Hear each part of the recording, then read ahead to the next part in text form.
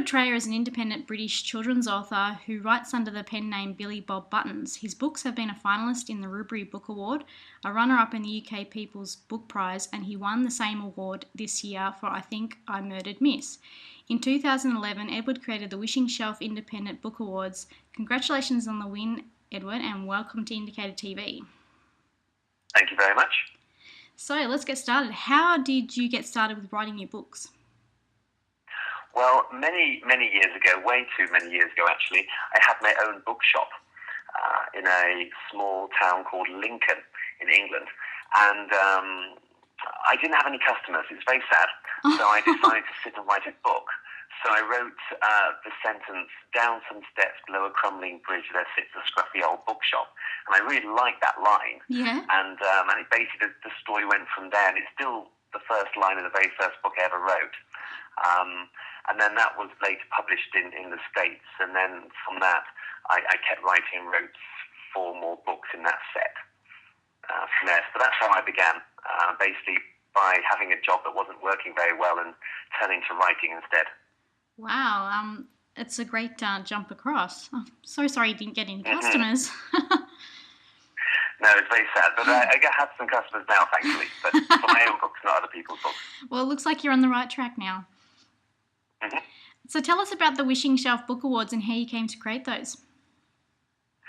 Well, about 3 or 4 years ago, I was walking in a forest in Sweden, and I was not in the best of moods for 2 reasons. The firstly was because I just did very well in another award. I won't say the name, but there's another award. And I only found out by going online and checking their website and seeing my book listed as a finalist. And I couldn't understand why it was they didn't bother to tell me. Oh. And a few months previous to that, I'd done entered a different award.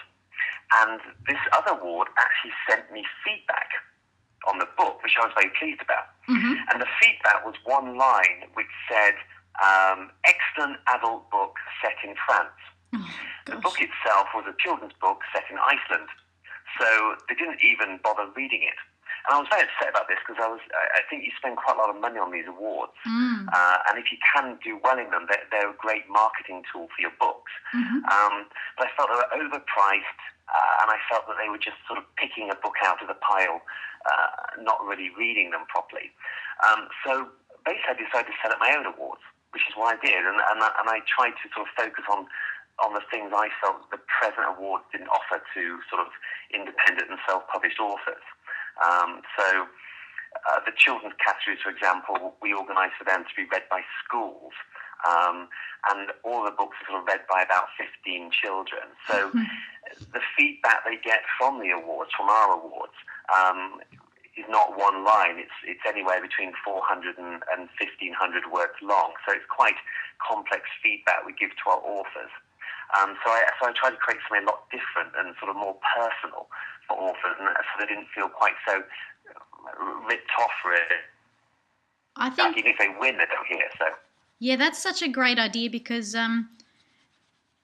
I guess when people buy the books and things like that, they can be quite brutal, but and even kids can be quite brutal because they're so honest. But that's really the kind of feedback you want. I mean, they're your target audience, aren't they? So yeah.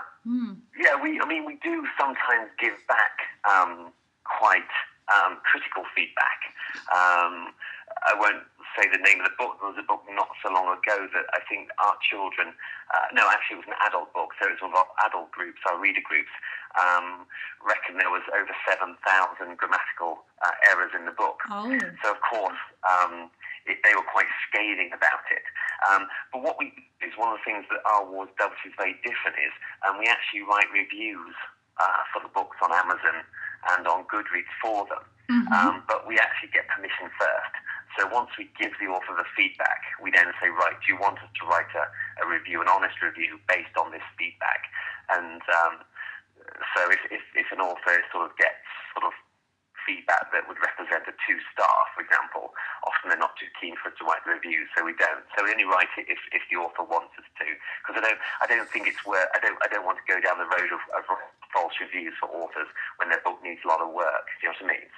So we do it that way, and it seems to work pretty well. Okay, no, that's great. I think for those who do get the good feedback, if I was a perusing customer and I saw that they were entered an award and they got feedback from that, I'd be pretty impressed. So. Yeah, I mean, the odd thing is that the actual best feedback we give is to the authors with the books that need the most work. Mm-hmm. So for the books that won were gold or silver or bronze medalists or finalists, their feedback may be 400 words, and most of it is positive. But the books that need work, that need editing, that need character development or plot development, that feedback can be quite extensive and comprehensive. And although it might be difficult for the author to swallow, if they actually are open-minded enough, they're basically getting this fantastic feedback from their readers for basically no price at all, for £28. So it's a fantastic deal. So the best feedback is usually on the books that need the most work. So there you go. Is there many books that do have like that really long feedback? I haven't got my feedback yet, and I'm a bit nervous. I would say that most books get around about 600 words of feedback. Okay. And there's usually some parts in there that is suggestions of how to improve the book, because that's what the author's sort of paying for. They want to know hopefully they want to know how to improve the book, or how to improve the next book, the sequel, or the next book they're going to write. So usually there is something in there for the authors to work on. And what we do, we divide it up into 4 sections: editing, style, content, and cover. And then we give a mark out of 10 for each. And then there's quite a long section sort of detailing the good parts and the bad parts in those different aspects of the book. And usually there's lots of quotes from the different feedbacks that the children or the adults send in. So the author really gets to hear exactly what their readers think of their book. So it's very handy for them, I think. Yeah, no, I think that's really great, and it definitely distinguishes you, the Wishing Shelf Book Awards from other awards. Yeah, we're the only one. We're the only one that does it. Yeah. Because the other awards couldn't do it because, not mentioning any awards, of course, but all the other mostly American awards that you can pay to enter, the big ones, they wouldn't be able to give you 1,000 words, 1,500 words of feedback, because they don't know the books that are entered that well to do it. So they simply can't do what we do. So that's the difference, I think. Excellent. So what are some of the prizes that the award offers? Well, one of the things that really annoyed me when I was entering awards was that if you didn't win, you didn't get anything. So you'd send off your whatever you'd be paying, $100 or so, $100 American dollars, to enter the awards. And then 95%, 99% of those people who sent that money off never heard another word because they didn't win. And I thought that was a bit of a waste of money. So I thought the best thing to do was, you pay a lot less because we don't really make a profit at our awards. All the money goes into running the awards. So we could put the price down a lot lower. But also, everybody who enters, everybody gets all the feedback from the readers. Plus, they get a catchy quote which they can use to then market their books. And also, they also get the reviews on Amazon and on Goodreads. So everybody who enters gets something, actually quite a lot, really. So they don't feel as if it was a waste of time. And then the finalists and winners, they get all sorts, really. They get advertising on Goodreads. They get advertising in a large library magazine. They get an opportunity to have their books in the catalogue for Blind Children UK. So we do quite a lot for them, and the prize list is always sort of developing every year.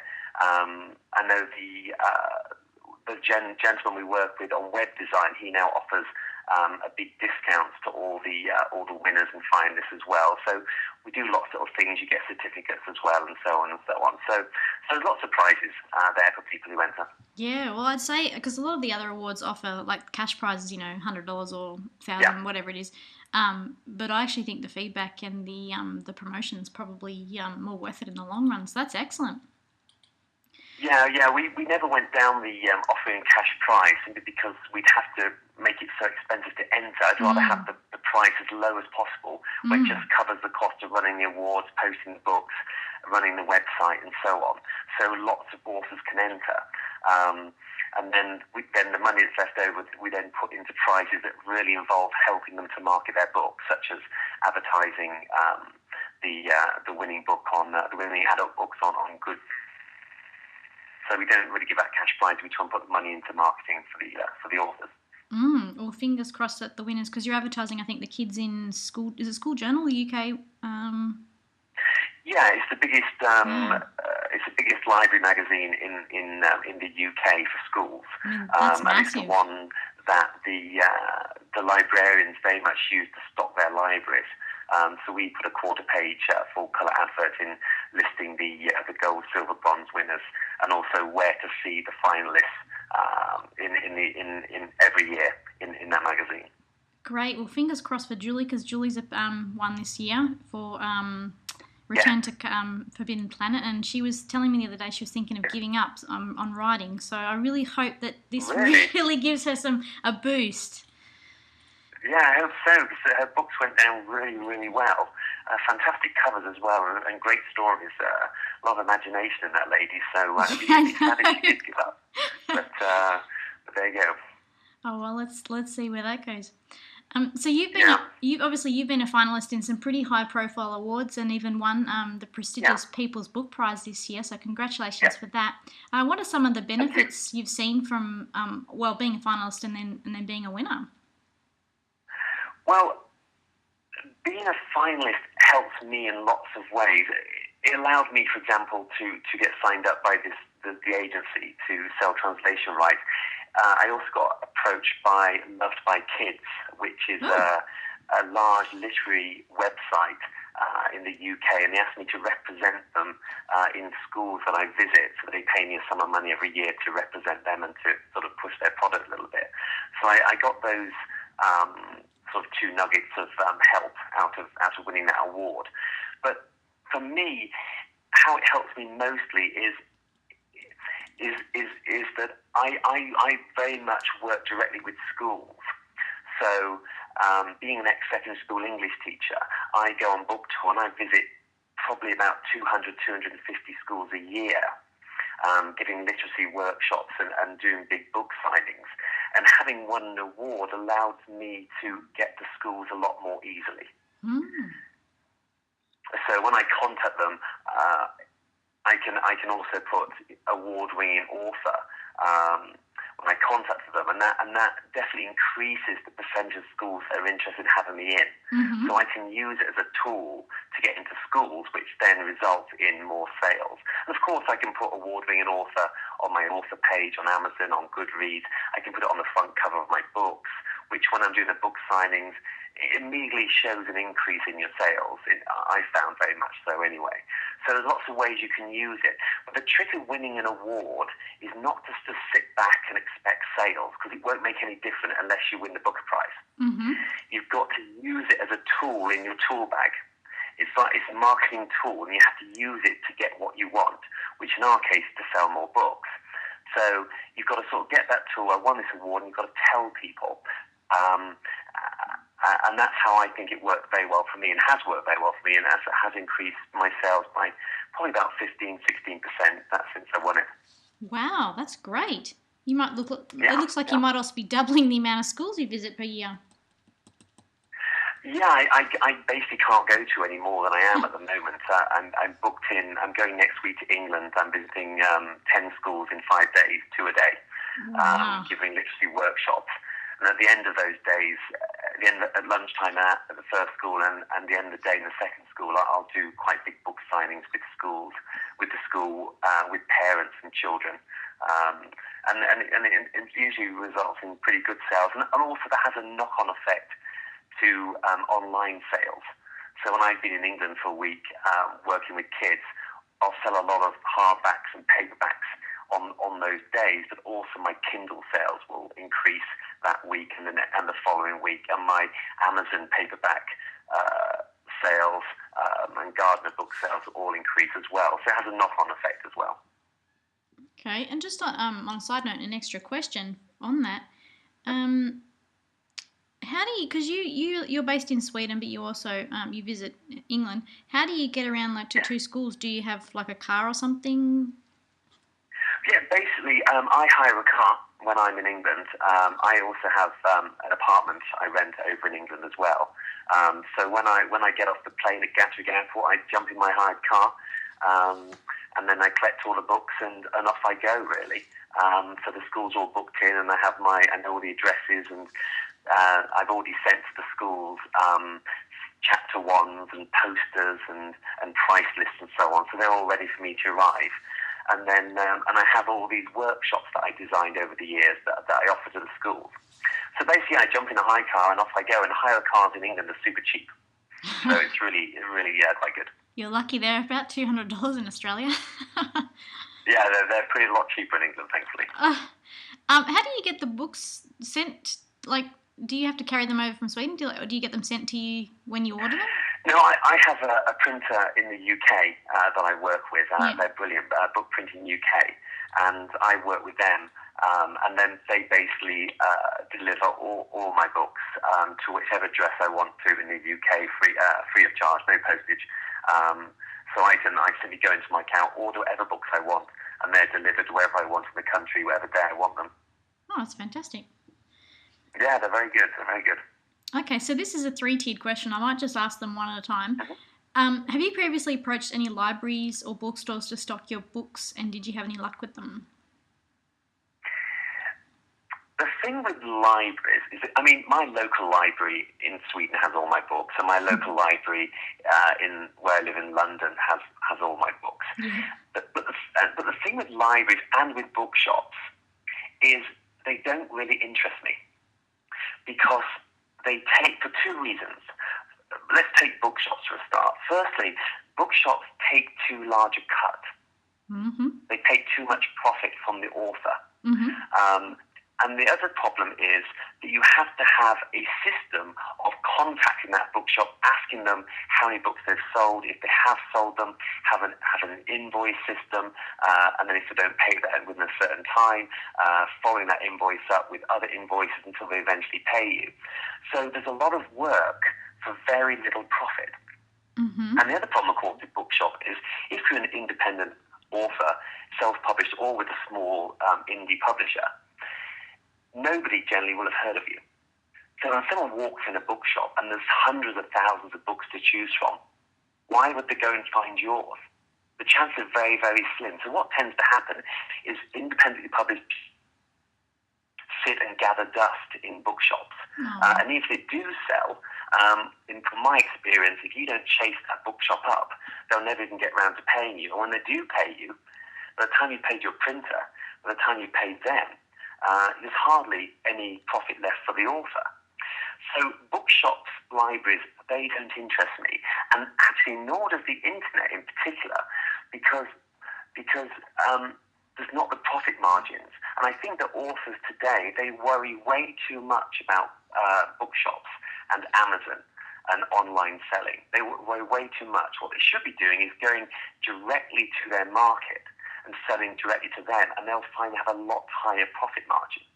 For example, if I go into schools for a week and I visit 10 schools, I will sell approximately 600 paperbacks and hardbacks direct to the schools, to the parents, to the children. Mm-hmm. And if you have and because they've met me, I can sell that book at a premium price. I don't discount at all. So I'll be selling a paperback for £10, for example. And of that £10, I have costs of maybe £2. So I get an £8 profit per book. Now, if I was selling that £10 book in a bookshop, A, they'd probably discount it, but B, 6 of that pounds would go to the bookshop, so I'd end up with just £2.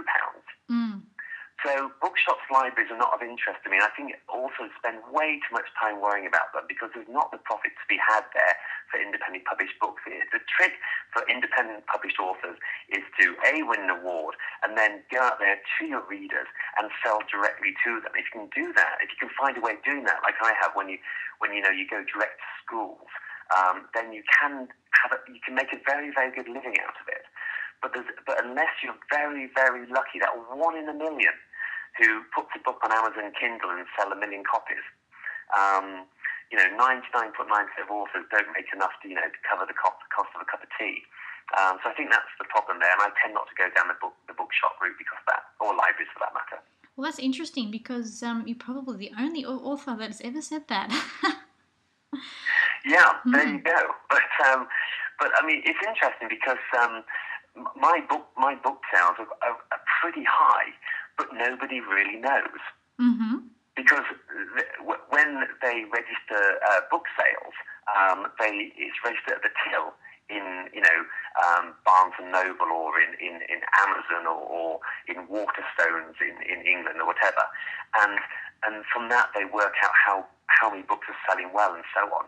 But of course, nobody has any idea how many books I sell direct to schools. And actually, interestingly enough, in many categories, I'd probably be a UK bestseller. Mm-hmm. But nobody even knows because it's not registered through this correct system.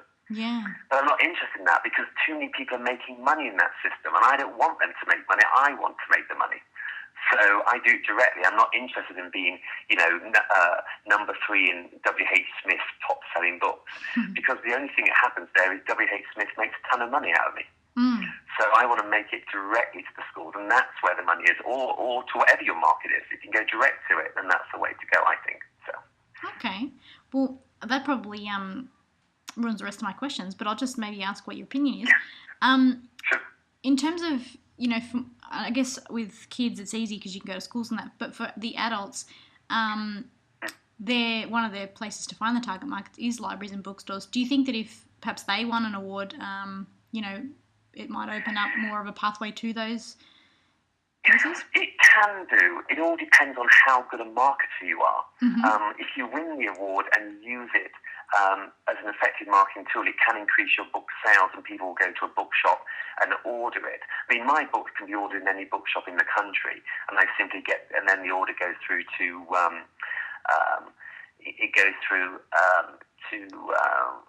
via Nelson Books to various warehouse book dealers, and then they'll send an email direct to me, and I'll provide the book to the bookshop. So anybody in the country can go to bookshop and order one of my books. I only make £1 out of it when you do one, but so it doesn't really interest me. But I do offer that service to my readers, and yeah, I think winning an award can help you, but it all depends on how good a marketer you are after winning the award. And that's what it comes down to. Because let's say there's 1,000 book awards out there. The general public have heard of 3 of them, maybe, if you're lucky. The other 997, most readers, when they see, oh, this won a book award, they've never heard of it. And they don't really care what book award it is. All they care about is it won one. That means someone somewhere said this book is good. And that helps them to decide to want to buy the book. So the trick is to get that information over to your readers or your potential readers. And if you're good at that, then it will help. If you're no good at it, then it won't, basically. There you go. Well, anyone who's won an award, you have to put in some effort. You have to put a lot of effort. If you win the award, it's just the first step. I always say that to people who win our award. If you win the award, okay, you've done your foundation, you've got the award. Now you've got to do all the work and make that award work for you. And that's where all the work comes in, and that's when you see. That's why successful self-published independent authors, they're not just good authors.